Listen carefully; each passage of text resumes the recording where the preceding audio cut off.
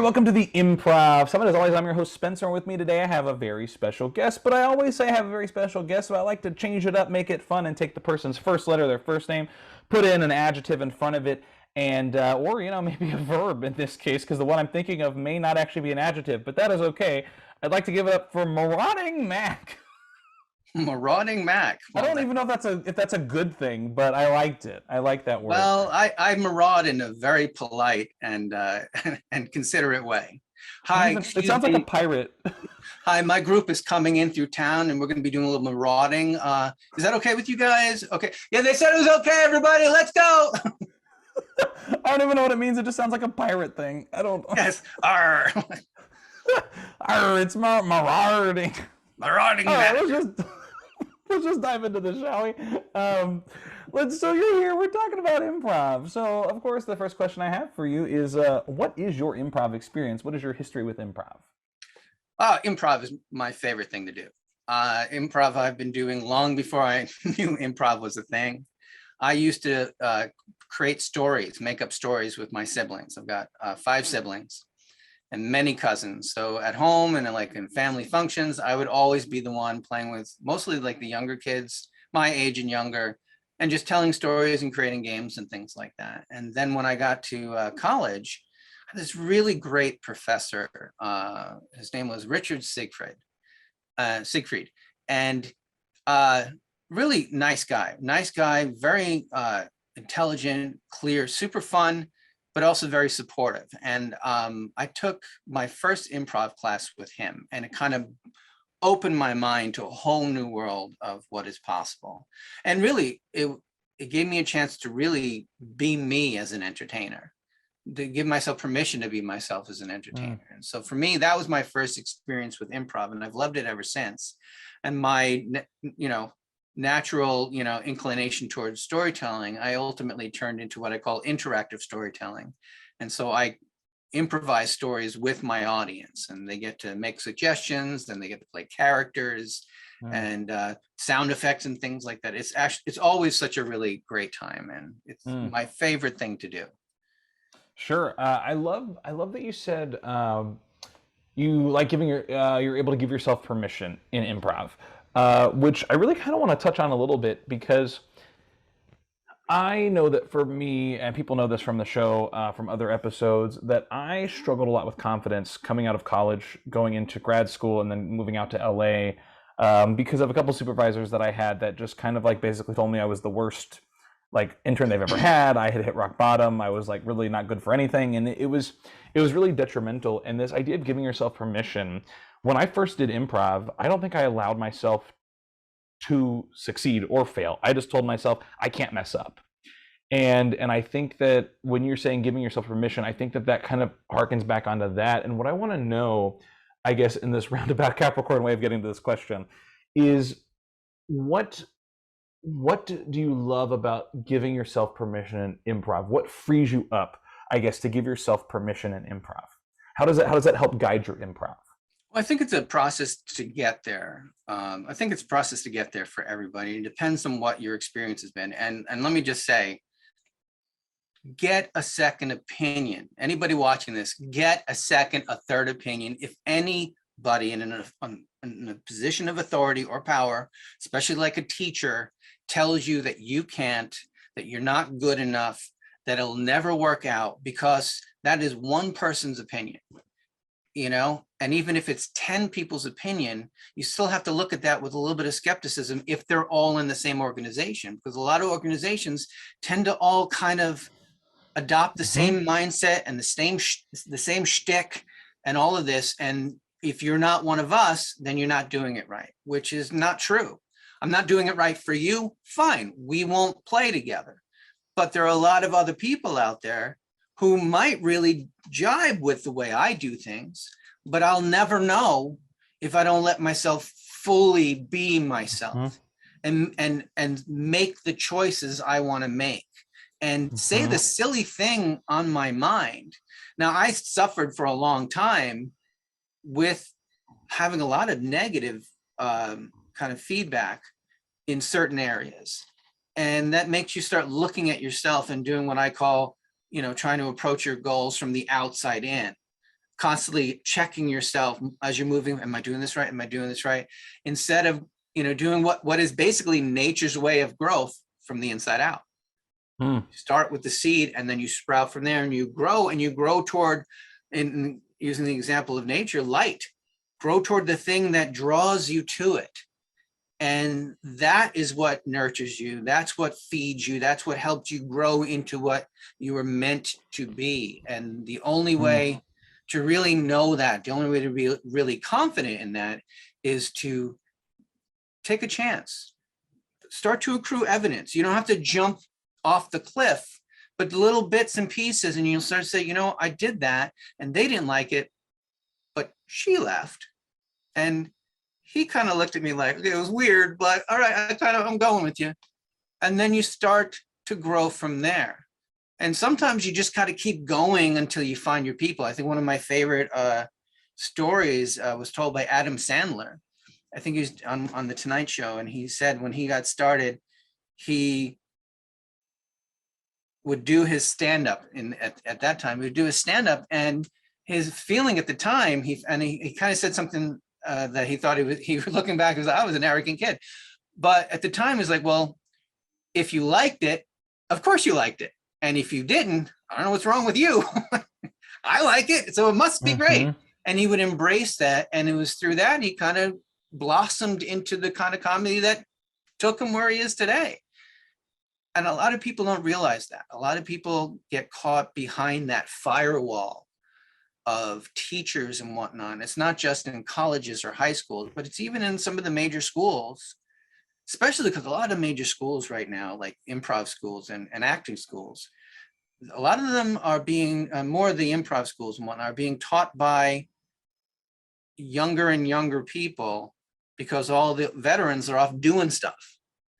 And whereas that younger person might have skills and might have the ability to do certain things, I don't think a lot of them or enough of them have gotten seasoned enough to know how to interact with students.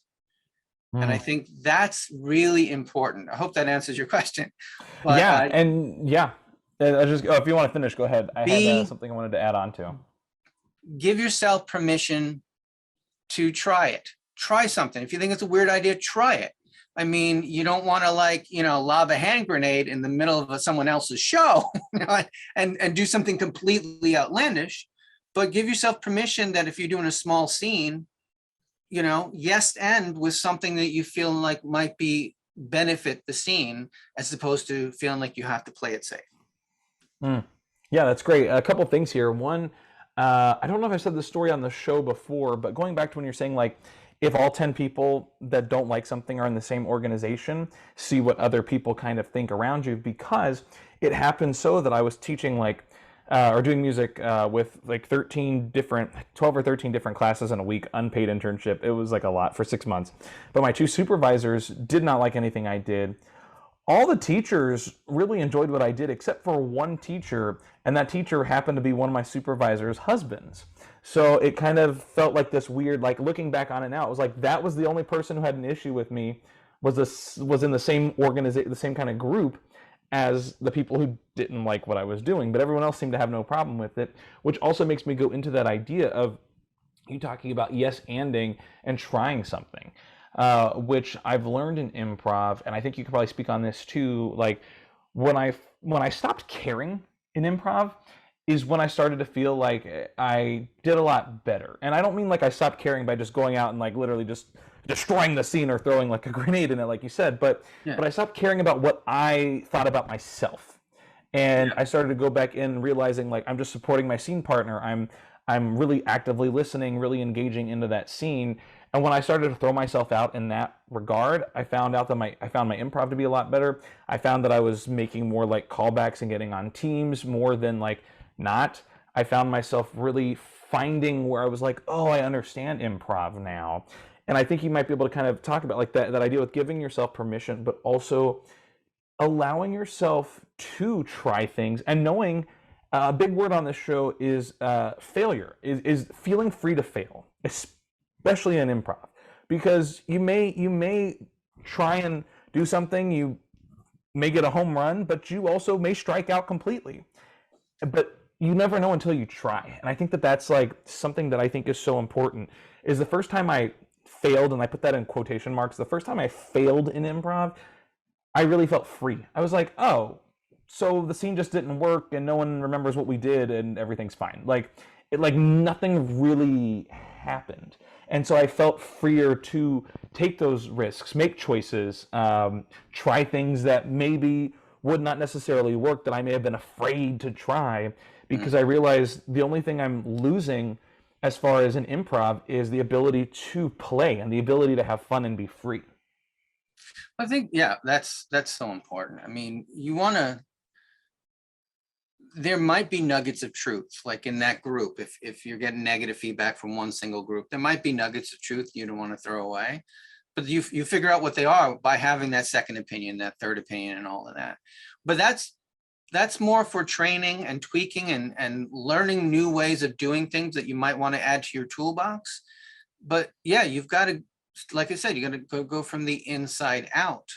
And I've been really thinking a lot about this. The concept of failure. I think the word failure has too much baggage weight on it. I think it would help everybody if we encourage each other to start thinking more of, instead of fail or succeed, we met our expectations or we didn't meet our expectations. Mm-hmm. We aim for a target and we were slightly off. That's not a failure. It's a, oh, I need to adjust my sights, or I need to reposition myself or come at it from a different perspective. Because we think of failure a lot of times when, as a performer, did the audience like it or did they not? Mm-hmm. And I think that I know that forces all of us who struggle with this to focus too much on the outside in, as opposed to what really tickles me right now in the moment. Mm-hmm. You know, now, if you're the type that's always doing it for you, that's the throwing a hand grenade in your scene when you're just doing whatever you want and not listening. Right. But if you're really interested in the craft and you want to support your scenes and you are listening, then that's when what tickles me right now really can be a superpower in that moment and add something unexpected, but also fulfilling and uplifting the scene that takes it somewhere. I mean, some of the best moments in improv is when you say something that just came to you, like the gods are like, just try this. And it comes out of you and the audience explodes and your scene partner looks at you like, that was amazing. Let's run with this. And you do. And it's all the good words, cathartic, joyful, all of that, because you let yourself tap into that thing that we all want to tap into and have that connection with our partner. Because it's great to have those thoughts, but if you're sitting alone, whether really by yourself or because you've alienated everyone else around you, because you're a lone wolf or whatever you want to call it, then you don't have that connection and it doesn't have that level of joy and fulfillment and all that. When you are able to do it and connect with other performers, and then also your audience as an add-on, as the next stage of blossoming, then it's the best thing in the world. And I believe everybody should try improv. I don't care if you're interested in being an entertainer or not. Everybody should do some form of improv because it's a great way to stretch out your abilities in terms of expression, in creativity, and confidence of speaking up. So I'm a big fan of improv. I think there's a lot of improv skills that you can transfer to really any job, any career choice, any career path, or just to like be a general human being. I think there's a lot in improv that goes into that. And speaking of that, you mentioned the word connecting. So here's me connecting my segue. Do you have any plugs or any pitches you want to share? Anything where people you want them to connect with you? The pandemic has been it's been heavy line fill in here, and so I have taken a lot of time to reflect on what I'm doing. Had a really successful show of a musical improv version of my interactive storytelling that ran just before the pandemic. And I just ran it for a few months, and then I was looking for a new theater when everything shut down. Mm-hmm. So now I am getting ready to launch the interactive storytelling again. So the biggest thing is if you're looking for a great interactive storyteller, I know one. But yeah, I decided life's too short. My family lost a few people to COVID, and decided that now that things are opening up again, life is too short, and I'm really going to let myself embrace doing these things I love to do in a new way. So I just incorporated, and Mac Duffy Incorporated sounds very official. I'm the only employee. It's very confusing when we call roll. But but it feels great. And so there's the interactive storytelling. I've also got I'm getting back into puppetry. I did a lot of puppetry when I lived in Manhattan. And so I've got a couple of YouTube videos that I'm going to start putting together in the coming year for that. So That's great. I'll also be updating my website finally after a little while. So macduffy.com, if anybody wants to check that out. Don't look now. But yeah, so I'm going to start getting out there and doing this thing that I love, because I think my favorite thing is not just doing it myself. When I'm doing a show for kids and you have a kid, and I can always see them, a kid that holds back, doesn't feel like that they can share or be as loud as the other kids. I make sure, because they'll use it, their hands are like this or something, or I could see it in their eyes. They want to, but they don't want, they feel scared to say something. I always make sure I give them an opportunity. I try to give all the kids a chance, but I make sure that those kids know that it's safe and that it's supportive. And then when they share an idea that is so many times so brilliant and does something for the story, that it's like they well thought out. I remember one time doing this story, and there was this whole thing about a unicorn, and everybody was on top of this building, and the bad guy was coming, and all of this stuff, and how are they going to get off the building? And this one shy kid went like this, and it was an idea that nobody thought about. All of like the older kids, everybody went, yes, let's do that. And you could see in that shy kid this feeling of, wow, I let me be me, and I did this thing, and it helped save the day. It really was a brilliant, I'm trying to remember the details, but I remember, I think just because my memory is so burned in of the look on that kid's face and the look of pride and this, I did that, I can't believe it. That's what I live for when it comes to the interactive storytelling, especially, and that's why I do. That's great. I love giving kids the opportunity now as opposed to having them fight for it later. And that's what I would say about that. But actually, we're almost out of time. So, Mac, I want to thank you so much for joining us here on the Improv Summit. Thank you very much for inviting me. I really appreciate it. Yeah, absolutely. I have one final question for you, and it's the reason why the Improv Summit exists. A lot of times I had people who would ask me, Spencer, you've taken a lot of improv. Where should I take improv? And it was always a hard question for me to answer because there's not one answer to that question. It really, to me, it feels like, what do people want to get from improv? But if someone came up to you and asked you that question, what would be one piece of advice or one tip you'd give to them to help guide them on their improv journey?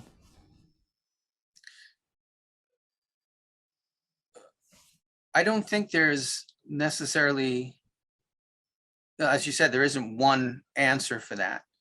I think for them, though, the first step is to take a basic improv class. Give yourself a starting off point where you can start comparing. Try this class, see how you like it. If you gel with it, take another one.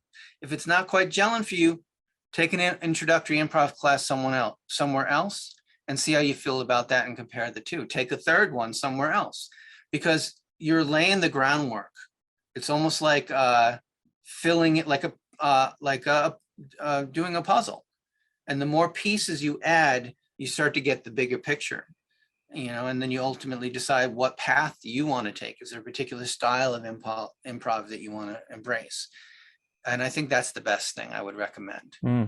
That's great. I love that. Just let yourself start, because it's all about the voice. And once your voice is starting to free up, that will guide you. You'll be drawn in a direction, and that'll help you find your way. That's great. I love that. It's a unique answer, and I love the way that you expressed it. And Mac, again, thank you so much for joining me here on the Improv Summit. I did say that was the last question I had for you, but as always on this show, I'm a giant liar. And I actually have another question for you. You know, we've been talking a lot about improv. Yeah, rumors spread pretty quickly, but they can't be rumors if they're true, right? Yeah, sure. But you know, we've been talking a lot about improv. You want to do some improv? I'd love to. All right, let's do it. Let's do some improv. I'd love to. What I need. Those are my segues from now on this show. They're and speaking amazing. of They're improv, amazing. Thank you. Your segue game is on point, man. Here on the Improv Summit Segue Edition, you too can learn how to have the best segues in your interviews. Let's just do a suggestion based on a location, a relationship, or a word. Which one would you like? Location. Location. I'm going to give you two. You tell me which one you want to go with. The suggestions are a golf green or a goblin hut. Let's go with Goblin Hut. Great. Who would you like to initiate this scene? You. All right, thank you, Goblin Hut. All right, here we go. Thank you. So, as you can see, this is where all of the trimmings go, and the trees and the leaves, and it's a very fascinating little tiny abode. Adobe abode. It's humble, you know, it's right here. This physic, it looks very homey, but is it really us? We are goblin marauders, and do we really want to be living in a hut with so much pink in it? I just thought it looked quite nice, but you know, makes it stand out. It stands out, you know. Agreed. It's lovely. It's a lovely shade. Salmon, even, I think, right? Yeah, I agree. I got the inspiration from the bears in the lake. Interesting. It would feel very good to come home to, but unfortunately, I feel like it sticks out too much. There are too many heroes looking for goblin marauders such as ourselves. I feel like we stick out like a sore thumb in the forest. Yes, I see where you're coming from. I feel like, you know, maybe I went a little overboard, but you know, I think you're right. We could maybe tone down the salmon a little bit. Maybe make it you know, like a lox color, you know, lox well, color. That's good, but it's not just about the salmon color. It's the flamingos on the front lawn. I love the flamingos. It's a little kitschy. It's very kitschy. They're not native to this part of the forest. Yeah, you're right. We really do stick out. Yes. And those gnomes with the swords out front. They're real gnomes. Uh-oh. It's scene.